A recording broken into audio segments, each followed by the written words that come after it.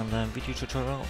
This time I'll try to explain all the basics of UVing in exercise.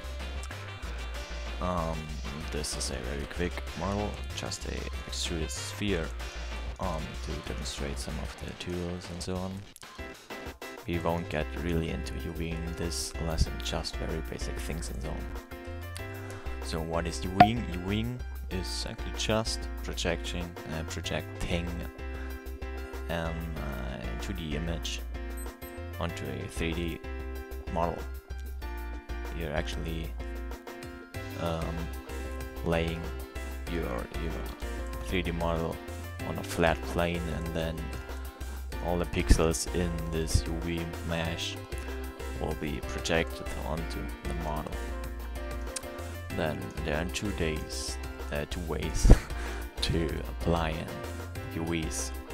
Number one is you go to material, choose one of those, then go here, color ambient or specular color. You can choose one of those, and then choose image and go to new, choose one of those things. But we don't want to do this. We want to create our materials later. Will be way cleaner this way. The good way is you go to property, texture projection, and choose one of those, like cubic. So the next point is, where are your UVs stored? If you have here your model in the Explorer, they are stored in polygon mesh, clusters, and texture coordinates module. And these are UVs, and this green thing here is stored as texture support right here. Then if you want to delete UVs, just delete this one. If you delete this one right at the beginning, you will still delete your UVs. So don't do that. If you want to have it gone, you can either select your model and press freeze, then it's gone, or just hide it by unchecking texture controls. But they are nice, these green things, and we want them enabled. So next one is, just very quickly we'll jump into the texture editor. This is Alt and 7. This is your UV mesh. We will come to all this in another lesson, so we don't need that one right now. You just need to know that this are UVs. So what does this, or does this do? It moves your UVs when you're moving it. This is very handy sometimes, especially if you're having planar projections. Then it will always move something if you're rotating it, if you're scaling it, if you're moving it. Then the next thing is, if you're actually selected and hit enter, you get its pop-up window with some, what is this, projection method, just cubic and so on, and the plane. Then this is the nice thing. This is the only thing needed in all this actually. This is only for very advanced technical UVing, I think. Then here you can see, if you select this, all is stacked up on each other. You can see some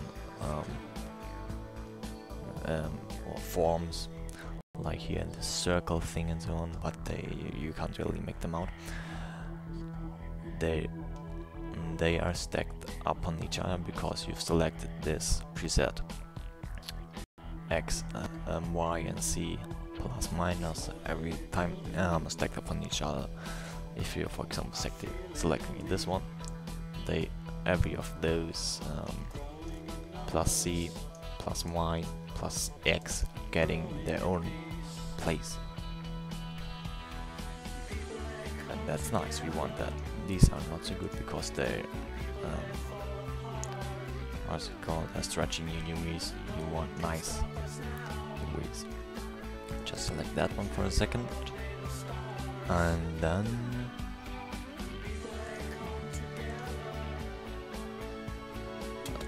for example, if you,